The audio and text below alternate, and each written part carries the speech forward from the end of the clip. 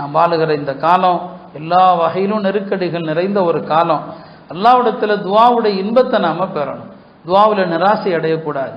நபி ஸல்லல்லாஹு அலைஹி வஸல்லம் சொன்னாங்க, உதுல்லாஹ வ அன்தும் மூகினூன பில் இஜாபா.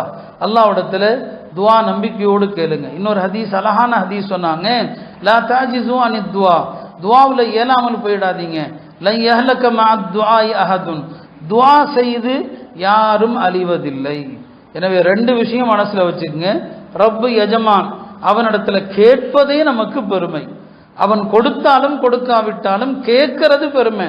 துஆ செய்யும் போது இந்த எண்ணத்துல மட்டும் செய்யுங்க, நான் அவன்கிட்ட கேட்கிறேனே அதுவே எனக்கு பெருமை.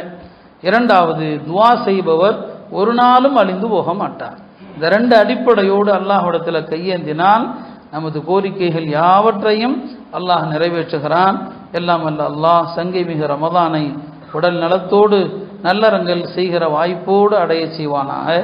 அந்த ரமதானில் எந்தவித வீண் செயல்களும் இல்லாமல் நல்லோர்கள் ரமதானை கழித்தது போல நம்முடைய ரமதானையும் அல்லாஹ் அமைத்து தருவானாக.